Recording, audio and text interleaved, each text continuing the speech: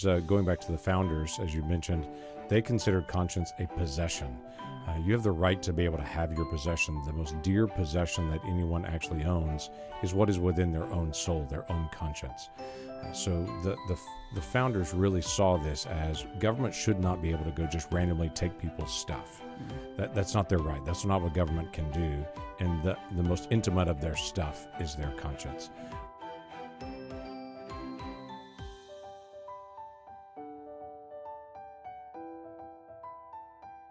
Welcome to Caring for Both, a curbside consult series by the American Association of Pro-Life Obstetricians and Gynecologists, or AAPLOG. On this podcast, we bring on experts to provide insights to support medical professionals in their life-affirming practice and career. I'm Dr. Christina Francis, board-certified OBGYN and CEO of AAPLOG. I'm excited to be hosting this episode today. I'm honored to be here today with U.S. Senator James Lankford of Oklahoma. Prior to being overwhelmingly elected to the U.S. Senate in 2014, Senator Lankford served 2 terms in the U.S. House of Representatives for Central Oklahoma. He's a ranking member of the Government Operations and Border Management Subcommittee. Senator Lankford has been recognized by several organizations for his work towards increased personal freedom, economic growth, and religious liberty.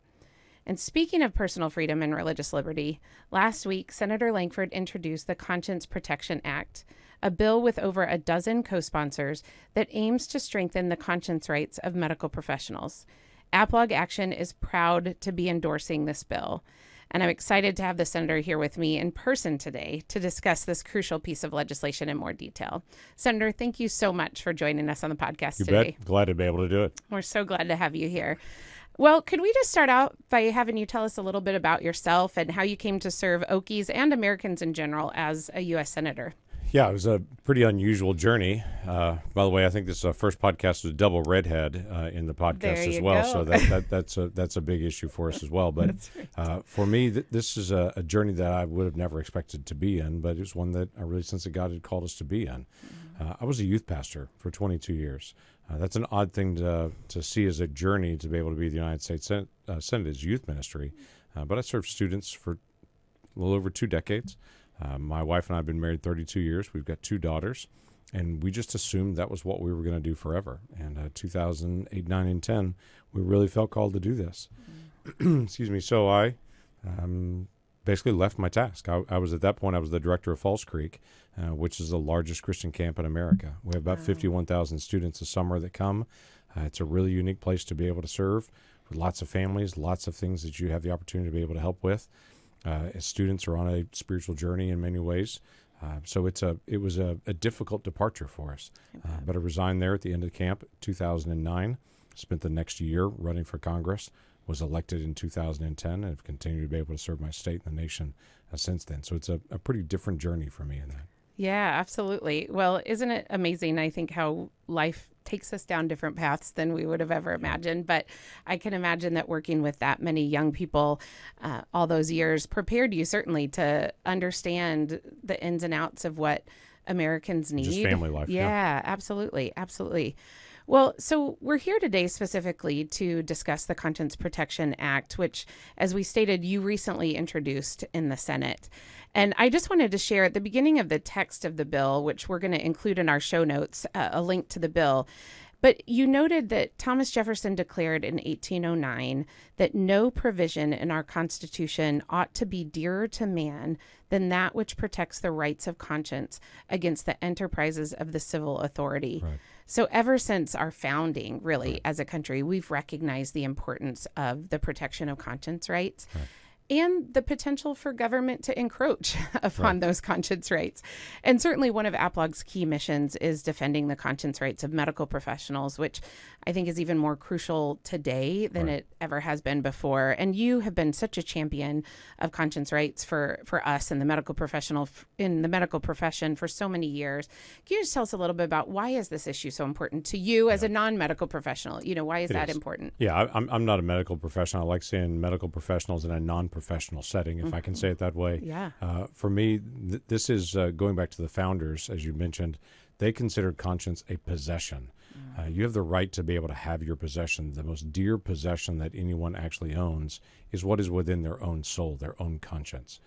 So the founders really saw this as government should not be able to go just randomly take people's stuff. That's not their right. That's not what government can do. And the most intimate of their stuff is their conscience. When government says, I know what you believe, but I believe something different, and so you have to believe what I believe. I'm going to take from you what is the core of you, and I'm going to put in the core of my government or of government leaders. That's literally what they were rebelling against in the revolution, to say we don't all work for the king. We don't all have to think like the king, have the same faith as the king, have a faith at all. That's not required, and it shouldn't be required by government, nor should government have the ability to be able to take it or to be able to place what they want in that. This is similar to the freedom of speech. Freedom of speech is not just the freedom to be able to say what you want, it's also the freedom to not have to say what you don't want. And people forget that on freedom of speech is also the government can't compel you to say a certain thing you don't believe, as well as protect your rights to be able to say something the government doesn't believe in. That's the protected rights of America, and the same with faith. Every person in America has this unique gift that is protected by, that's given by God, but protected by our Constitution. That is the right to have any faith of their choosing, change their faith, or to have no faith, and that is a protected right. And we forget, in our country, that is still a powerful protected issue that is different than many places on earth. Many places on earth would love to have the ability to be able to have the faith of their choosing, to be able to disagree with the leadership of their country. They don't have that right. We do. And when that gets infringed on, that's a big deal to me, because I want to make sure that stays always protected. Absolutely. Well, and I think, there's been polls that have been done that look at even people in this country that may support abortion in certain circumstances. Right. Most Americans are opposed to physicians, any other medical professional being forced to violate their conscience and participate in something like that. So this is not, shouldn't be anyways, and I don't think it is really with the American people an extreme position to have. It's just not. People respect a medical professional that goes into a hospital or a clinic or whatever it may be and say, you know what, I went into this profession to protect life, to heal people. That's why I went into this profession. I don't want to take life. That hospital, that location says, I completely respect that. And then 6 months later says, hey, we're short of staff, so now you have to participate in abortions. Or now you have to do some other procedure you don't want to do. Right. And it violates your conscience. And everyone already knew at the very beginning you were going to do that. People are appalled by that, to say, what? Hold on, that violates everything about a workplace, that violates everything about conscience and the respect for the individual. We should not compel someone to do something they don't agree with doing in the medical profession. Absolutely.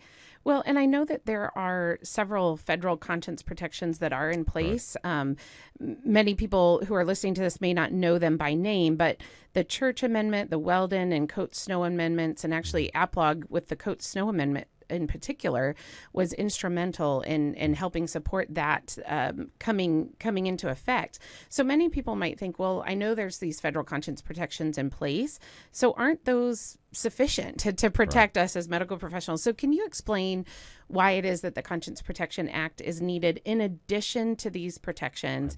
And then does the CPA only apply to physicians, or who would it apply to? Sure. Yeah, it applies to medical professionals. So anyone that's in medical profession, that they would be a party in this. So I don't care if they're at the front desk or if they're a physician that's actually in the emergency room. They're all included in that. The other issue on this that people don't really process through a lot is, yes, there are conscience protections, as you mentioned. All those are all names of different people at different times in those bills that were after them. All those protections are in place for conscience, but they all require government to be able to act to protect those. So for you as an individual, if government decided, I don't feel like protecting your conscience rights today, you would have no way to actually have protection. In fact, some medical professionals have experienced that. We're particularly in the Biden administration now. They've just determined, I don't agree with this physician's perspective or this nurse's perspective on the issue of abortion or life or sterilization or whatever it may be. And so they're going to not protect their conscience rights and literally allow them to be fired or to be able to lose their job or to be able to be docked in pay. And that would be a situation where we say the law is really clear, the conscience protections are there, but they're all waiting on someone from Health and Human Services and from the Department of Justice to actually engage and to say, yes, we're going to step in and actually speak into this. We're going to do punitive on a hospital or a location and say, hey, you can't violate them, and we're going to make sure that their rights are protected. If government never steps in and does anything, if they just kind of ignore the whole thing, then this would be like a crime committed to you on the street and a police officer just walking by and saying, yeah, I saw that robbery, but I'm not going to do anything about it. At that point, you're stuck. Right. So what do you do in that case? So what the Conscience Protection Bill is, it allows what's called a private right of action. It allows an individual to say, the government's not speaking on my behalf, so I'm going to be able to go to court on my own and to be able to challenge this. It's not a radical concept. We have multiple different laws that allow for a private right of action already that say, if government doesn't speak on my behalf, I can then take it to court and I can stand up for my own rights, because the right is clear. Right. It's just you don't have to wait on somebody else to be able to help protect it. Yeah, absolutely. Well, and I want to emphasize how important that is, because, it'd be one thing, as you said, if we could rely on the government to always come to our defense. But we can't. Unfortunately, that seems to be administration dependent. Correct. And who is in the regulatory agency at the time, whether or not they're going to pursue justice for any medical professional who has been forced to violate their conscience. And so this would establish, as you said, the right for us to basically defend ourselves, to go after, anyone who would have inappropriately terminated us because of our sticking to our conscience. And, but I could see maybe there'd be some skeptics listening to this saying, oh, you're just fear mongering. Surely that would never happen. But there have been cases already where that's happened. Would you want to share maybe one of the cases that's Sure. happened where the government has dropped the case? I think one of the best known is there was a case that was moving in Vermont, actually, of a nurse that was actually pulled into a procedure that she when she was hired, she said, hey, she has a strong stand for the value of every child and every life. She doesn't want to be a part of taking life. She wants to be a part of healing and protecting life. And so that was not an issue. She was hired. Everyone understood that. She was taken into an emergency room at one point. They were short of staff. And as she walked in, the physician looked at her and said, don't hate me. And it was immediately like, what just happened? What am I walking into? And finds out it's an abortion she has to be a participant to or lose her job. Well, under the Trump administration, they were actually working through the enforcement there. HHS, Health and Human Services, DOJ, they were working through the process that needed to be done to be able to say to this hospital group, hey, you knew you violated our conscience. This was not an accident. You knew it. Everyone in the operating room knew it. The person who actually approached her all knew it. It was just, hey, I'm short of staff, so I'm going to have you just violate your conscience. Yeah. That was moving its way through the system when the election occurred in 2020. After that, in early 2021, new leadership at HHS came on board, Javier Becerra. They immediately dropped that and said that's not relevant to us anymore and just said we're going to no longer pursue this. It was a clear, open and shut case. Everyone knew what it was, but it was a new decision from this administration to say we're just not going to enforce conscience rights anymore. We're just not going to do it because we disagree. We agree with the hospital, not with the conscience rights of that individual. Again, it goes back to the government has a conscience and will tell you what your conscience is going to be based on the government's conscience. And that's just not the way it should be. Yeah. And without the Conscience Protection Act, now that nurse has no recourse. Correct. Because we have currently, unfortunately, leadership in HHS that are refusing to defend her. I know that this bill has been introduced in the past, and again, I think it's even more necessary now than ever before, especially for medical trainees, medical students and residents who are in such vulnerable positions. I think nurses fall into that category as well, that they're often being told by their superiors what they have to do. What has been maybe some opposition that's been raised to it in the past? I mean, because I honestly have a hard time understanding why anyone would be opposed to this, because we're not saying abortions can't be done in states where they're legal. We're just saying people can't be forced to participate in them if they have a conscience objection. So I think maybe it might be helpful for people to hear what has been some of the opposition to this in the past. Yeah, what comes up most often is this issue of private right of action, where people say there'll just be litigation all over the place, and that we can't have that. We need to have government do its task, and government's the one to be able to step in and do it. And I just smile at them and say, with private rights of action in other areas of the law, this has not been out of control, and this provides clear accountability that for any hospital group, whatever it may be, they have certain areas where they lay out and say, hey, where are you on these issues? And so that everyone knows in advance when they're actually making staffing assignments and such. So again, it doesn't limit that. It just says people's conscience should be protected in areas that have obvious moral issues. This is also one of the issues that on the very far left, the most progressive activist groups that are out there are very aggressive, that they don't want anyone to ever say, for instance, gender transition surgeries for minors is a wrong thing to do. Now, this has been an issue much debated in Europe and in many parts of the world where they've determined we're not going to do that anymore. That's not appropriate for a minor. There's all kinds of other issues that we found out decades afterwards. We're not going to do that. The very activist left in the United States is determined no one will say a negative thing about that. If you're a physician, you disagree with that, they don't want them to have a voice to be able to say, I disagree with this. So that's a part of the challenge here. It's an activist portion of the Democrat Party. I mean, it's not a partisan conversation. It just is. That it's become an activist statement there to say we're going to do whatever we can to be able to protect something that does have a significant amount of controversy on it. I'm one of those individuals. I work with students for 2 decades. This is an issue of controversy among students and among that student population and among parents. I don't want any 40-year-olds to have to live by the decisions they made when they were 12. I just don't, because there's a lot of decisions you make when you're 12, 13, 14, 15 that you don't want to make as a lifelong choice. Now, there's some lifelong choices you do make that affect all of that. But again, to be able to have something like a gender transition at 14 years old and to say that's going to be a decision that's not going to be different. We've just seen this in quite a few adults then later that came back and said they regretted that and wish they could have gotten different medical counsel. But if their medical counsel felt like they were limited and they couldn't give counsel and advice to parents and that child, it becomes more and more difficult on this. And I understand it's a tender issue to be able to talk about, and I'm careful and respectful of those families in that.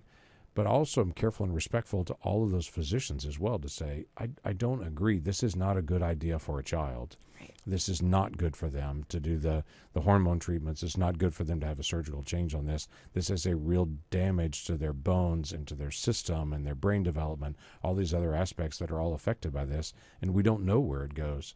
And when they're giving good counsel, they need the right to be able to give good counsel as well, and to be able to also follow their conscience. Yeah, absolutely. Well, and I think, physicians who are following their conscience need to feel, or students who are interested in medicine who would follow their conscience on these issues, whether it be the abortion issue or the transgender issue, need to feel like they can go into medicine.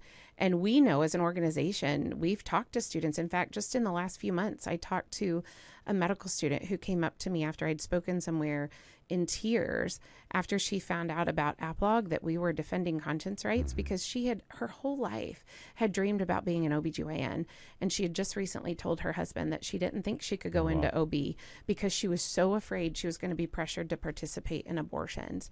And then when she found out that there was an organization that was defending her right to practice OB without induced abortion, she realized for the first time that she could go into OB. And that just broke my heart. We need students to be able to go into this field and know that their right to practice according to their conscience and their moral convictions is going to be protected. So it's so important. We need more people into this field, not fewer. And this has become the challenge we've seen in several areas where when government steps in and says you have to think like me or not, or you can't do it, or I'm going to restrict you, fewer people go into it, and then we have shortages. In my state right now, we have of 77 counties in my state, 40 of them don't have OB at all, in 40 of those 77 counties. And so we have a shortage across my state. Absolutely. And we need more people thinking, I want to do that and to be able to be engaged, and we should value that. Absolutely. As you said, we're going to worsen maternity care deserts. We're going to worsen healthcare deserts in general, because people are going to avoid going into medicine if they think they're going to be forced to violate their conscience. I know that this bill, there's going to be some action on the floor of the Senate this week on this bill. We're very excited about that. I want to tell our listeners and those who are watching, what are the next steps towards trying to get this bill passed into law? And specifically, what can our listeners do to help get this bill signed into law? Yeah, so the first things first, we're bringing it to the Senate. We're bringing it for a vote. We'll do what's called a unanimous consent this week to say it's gone through the process. Everybody's seen it. Everybody's familiar with it. I want to bring it to the floor. And to be able to move this shouldn't, again, as we mentioned before, this shouldn't be controversial to say that Americans who have a First Amendment right don't lose that First Amendment right when they go into medicine. Absolutely. So it should not be controversial to be able to have that. So we'll bring that and see if anyone objects on the floor to be able to fight this bill. And if they do, then I'm going to articulate, here's the reasons why we need to be able, as I have in the past. So if listeners want to just be able to engage with their senator and say, hey, I'm supportive of protecting the conscience rights of every healthcare professional. Not saying you have to believe one way or the other. Right. This doesn't require any one certain belief. This protects the rights of Americans to believe differently, which is an inherently American thing to do. Absolutely. We have different football teams. We have different preferences in voting. We have different preferences in lots of areas. Right. This protects the rights to have disagreement in this area and not be compelled. So that's a uniquely, powerfully American thing. So they can contact their senator and say, just be engaged and say, I want to protect the rights of all healthcare professionals. Yeah, absolutely. As a senator, how important is it to you when you hear from your constituents on an issue like this? Because I think for many people, they may not have ever engaged in the political process, and maybe they think, oh, what difference would it make if I contacted my senator? It does make a difference. As surprising as it is, we are still we the people. There is a belief at times that those senators and those folks in the House, they don't really listen, that they're just doing their own thing. That's just not true. I track with the phone calls that come into my office every day, the emails that come into my office every day. I'm aware of the things that people are calling in about. That tells me they care about certain things. They're watching certain things. There are some votes on a nomination we never hear anything about, and it's obvious no one's paying attention to those folks. And there are others that will get 10, 15 calls, and I'll think someone's paying attention to this. As odd as it sounds, people don't think about this. For me, a high call volume day is 50 calls in a day. 50. Wow. So if 20 people call in a day on a single topic, I think, oh, there's a lot of people that really care about this. There's a lot of people thinking about this. That gets me thinking about, okay, why I better be ready to be able to support how I vote on this one way or the other, because people are really paying attention to this issue. Now, I try to think through every vote anyway on that. Sure. But I'm telling you, just 20 calls that come into a senator's office, even if you don't reach the senator, those messages will get through to them, and to be able to say there are people thinking about this issue. And I always encourage people, don't call yelling and screaming. That doesn't help. No one gets moved by people yelling and screaming. When someone screams at me, I never say, you're so smart, I want to think like you. Okay, right. I just never do that.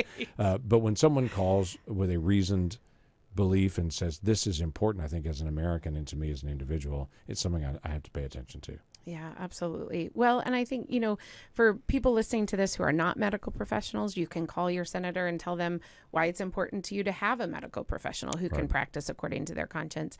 And certainly for any medical professionals that are listening, I think calling in and explaining why it's so important. Again, regardless of where they stand on the issue of abortion, they may be pro-choice, but still respect their colleagues who decide not to participate in abortion procedures or other procedures that might violate their conscience. We do have many physicians and other medical professionals that listen to this podcast. Can you say, in addition to calling their senators, why do you think it's important for those of us in medicine to engage in the political process in some way? What does it mean to you as a senator, maybe to your colleagues, to have physicians engage with them on issues? Yeah, it's a huge gift to have someone who's knowledgeable of an area to be able to speak into that area. And this may be surprising to you, but in youth ministry, I never dealt with international foreign policy a lot. But I lean on people that do, and I do my own research, and I travel, and I talk to people that are engaged in diplomacy to be able to track it, and I meet people in other countries.